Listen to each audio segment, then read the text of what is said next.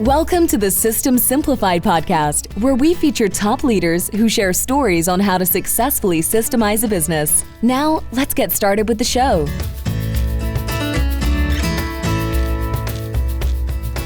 Hello, Adi Klevit here, the host of the System Simplified podcast, where I feature top founders, entrepreneurs, and thought leaders about systematizing a business.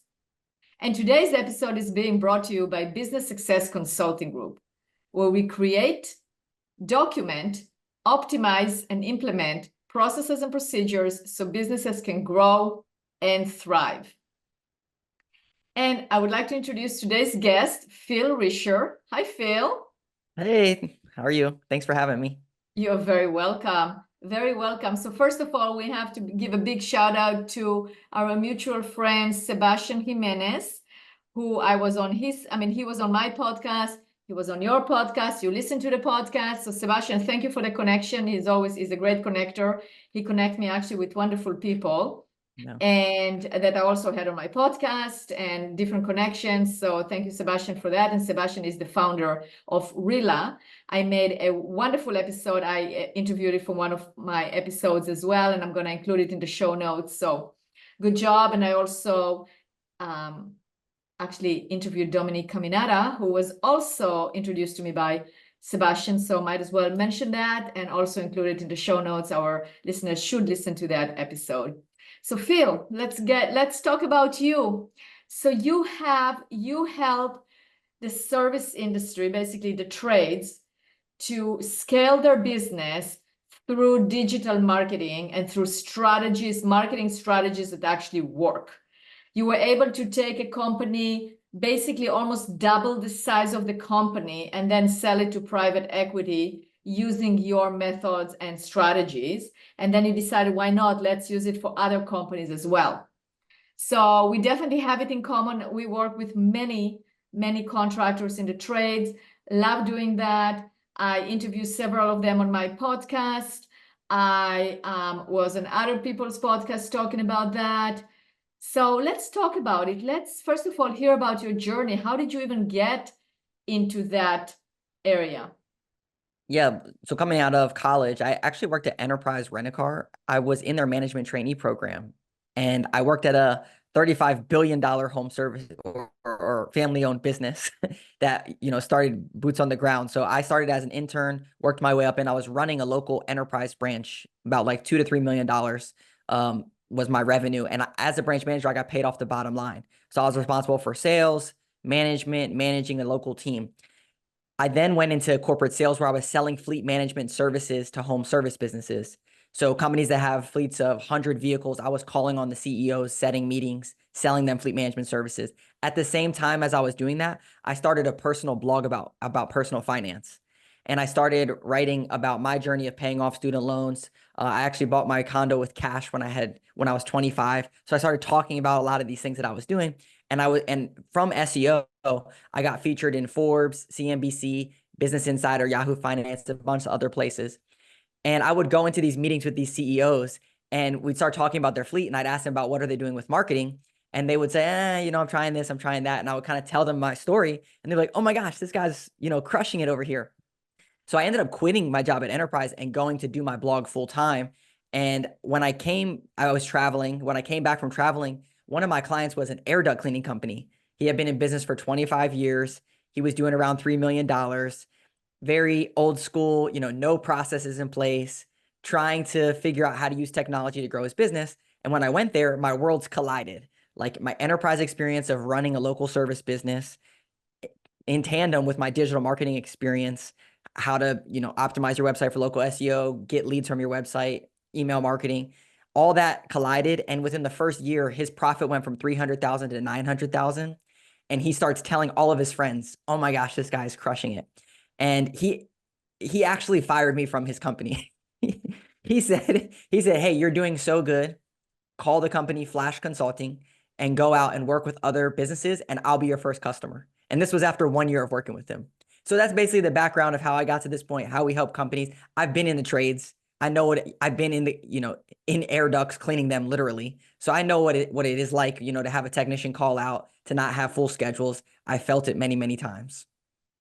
Absolutely. You know, and there is no substitute to actually try it yourself and be there yourself. I mean, I know that from my own experience, and then you can really help others. I agree.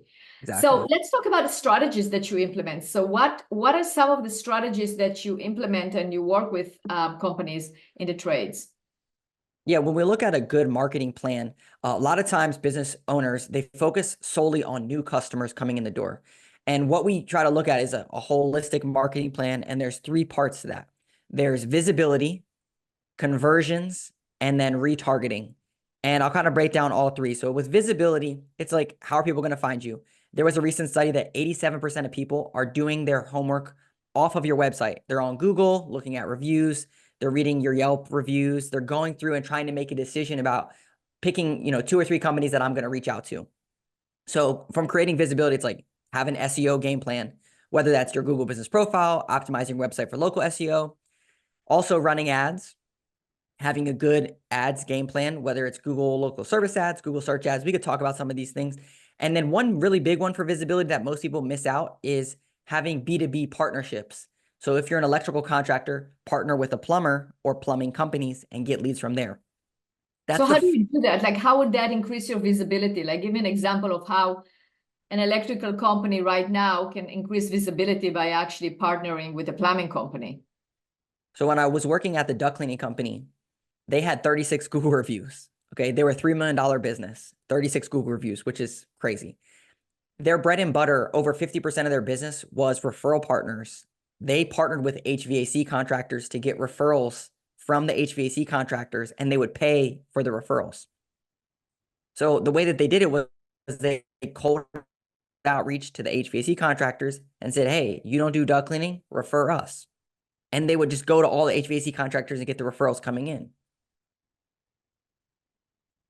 Sorry. Take it. I was about to cough. So yeah. So that's what they would do. They would reach out to all these HVAC contractors, get the leads coming in, and then they would get an unlimited supply of referrals coming into their business. Okay. So that's definitely increases visibility because you are increasing visibility through other companies.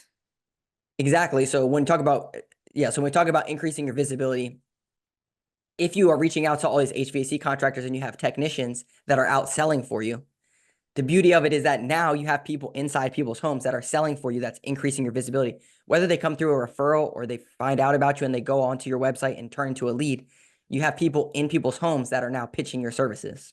Absolutely. Absolutely. So that's visibility. That's one. Then the second one was conversion.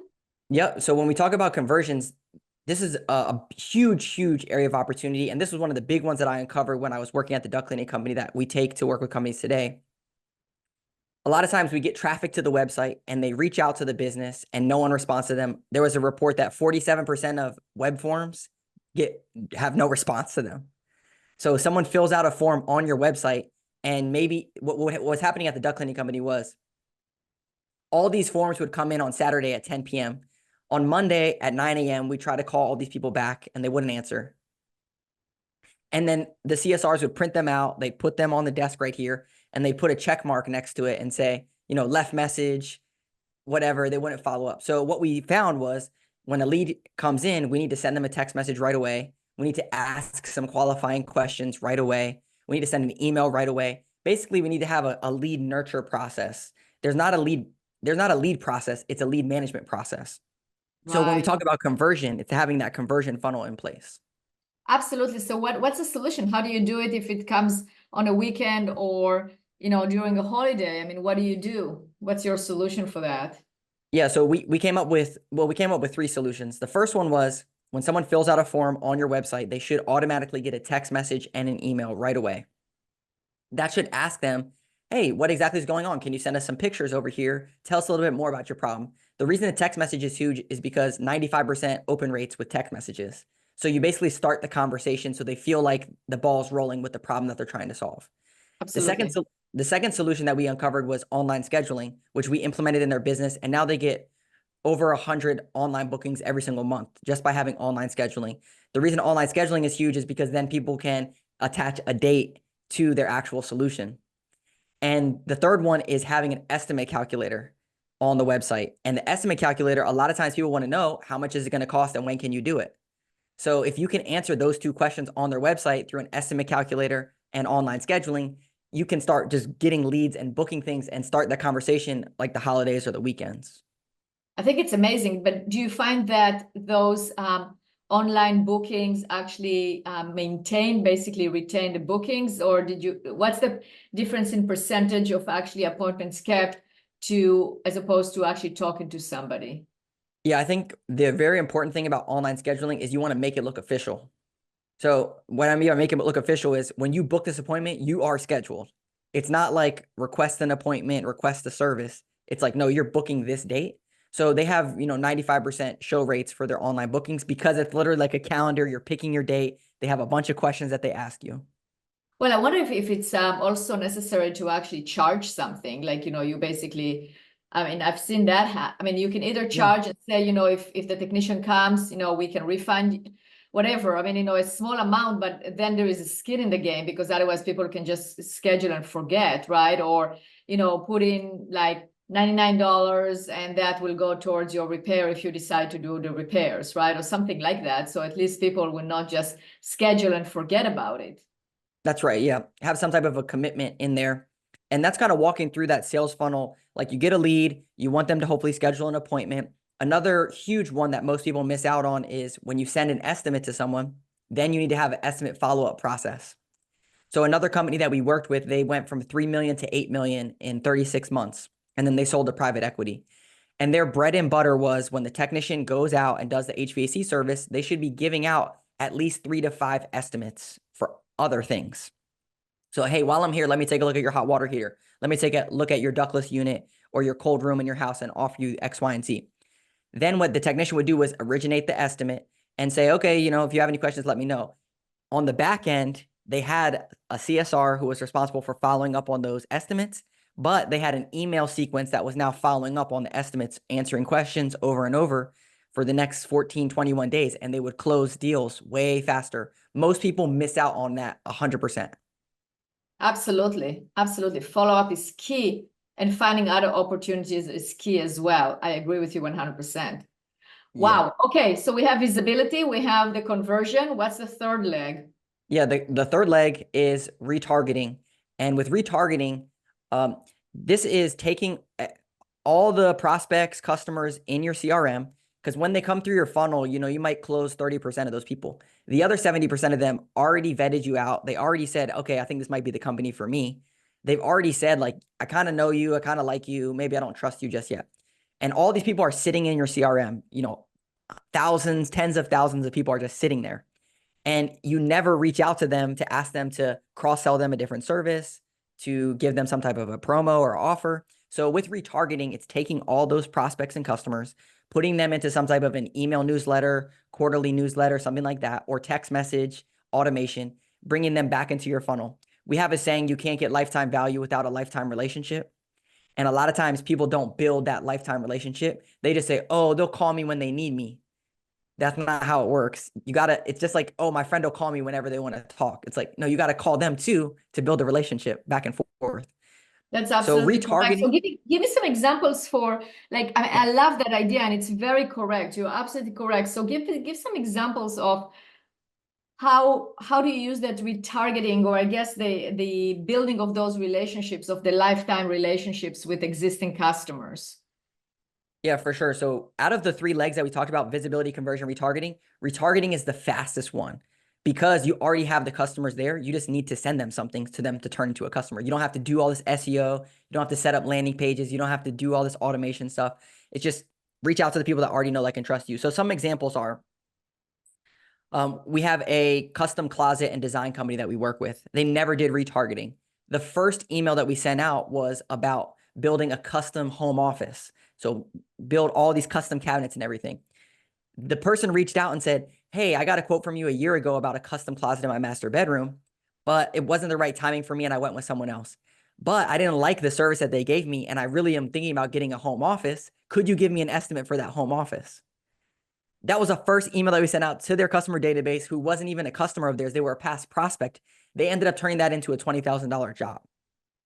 So that's one example. Every single month, you should have a theme of the month. We have like a content calendar. So like we're going to talk about home offices. Then we're going to talk about decluttering your home in January or whatever it might be. So every month you have a theme. In the newsletter, what we recommend is you share like a recent social media post that had good engagement. You share a recent blog post, you cross-sell a service, and then you share some type of a review or testimonial. You're basically curating all your best content, putting it into a newsletter. I'll give you one other example. What do you mean by cross-sell before we go into the example? What do you mean by cross-sell? Cross-sells like that example that I just said, they do custom wardrobes, custom closets, but they also do home offices, Right. or they do HVAC service, but they also do ductless units, or whatever other things that you sell that maybe people don't know about, or cross-selling different services is Makes sense. Absolutely. Yeah. Yeah. Another example is a text message campaign. So we work with some carpet cleaning companies. This company, they are very cyclical, just like most home service businesses are. They have the shoulder seasons, they have their peak seasons, they're slower. So whenever someone is slow, we take all their customers, we create a text message that says, there's a couple of variations, but I'll give you one example. Is like, hey, we're going to be in your area. Hey, Phil, this is Phil from Phlash Consulting. We're going to be in your area next week doing a cleaning down the street. Since we're going to be in your neighborhood, we're giving a $10 gas credit to use towards any carpet cleaning service. Did you want to get on our schedule? Something like that. Or, hey, we have a special promo for $25 off going on in November. Do you want me to stick the coupon aside for you? Do you have anything that you need cleaned or done? We have an electrical contractor that we did this for last January. They said, hey, we're really slow. We don't have anything on the calendar for 2 weeks. We ran a campaign just like that, and they filled up their schedule for a month just by doing a campaign like that. So it's a huge area of opportunity. Most people miss out on it. And one pro tip, you can actually automate this process. Wow. The way that you do it is in your CRM, Jobber, House Call Pro, Service Titan, whatever it is. When you get an invoice completed, or even if you get a close lost for any of your jobs, you can have it so it waits like 6 months, a year, and it says, hey, it's been a year since we did your service, blah, blah, blah, blah, blah, blah, blah. And then it just starts the funnel again. Interesting. And what do you think about memberships? Yeah, memberships are huge. Obviously, we work in the trades. So it's like when I was at the duct cleaning company, we were coming up with a clean air membership where, you need to get your dryer vent cleaned every year. You need to get X, Y, and Z. I think I had John Warlow on my podcast. He's the guy that wrote Built to Sell. And he has another book called Automatic Customer. And we talked a lot about creating an automatic customer. How do you build a company that's sellable? And most time in the home service space, you want those service contracts that has the repeatable business. And that's how you really would scale a company. So I think that they're great. We work with a company that's an electrical contractor, and they implemented them like on their generators. We have a plumbing company that implemented it for an annual plumbing inspection. So there's a lot of cool ways. I actually interviewed a guy who's a painting contractor, and he implemented a painting service contract where you get 2 touch-ups a year. So there's a lot of cool ways that you can do service contracts. Absolutely. Well, Phil, you are a wealth of information. I mean, your ideas. First of all, it's your energy. You are like fast and you have all these ideas, and I can totally see how you can help contractors. People want to get a hold of you. How will they do that? Yeah, the first step to an engagement with us or working with us is going to our website, phlashconsulting.com, PHLASH consulting.com. We do free marketing audits. So we actually get on a call like this for 30 minutes and we analyze everything on your business. We look at the SEO structure of your website. We look at the call to actions from a conversions perspective. We talk about opportunities for retargeting, and we give you the game plan if we were to work together, how this would look for your business. And that's usually the first thing, and it's free.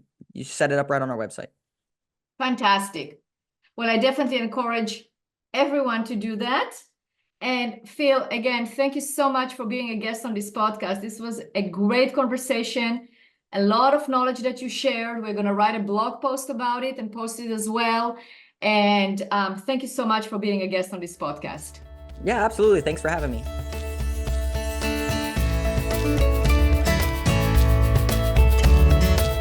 Thanks for listening to the System Simplified podcast. We'll see you again next time, and be sure to click subscribe to get future episodes.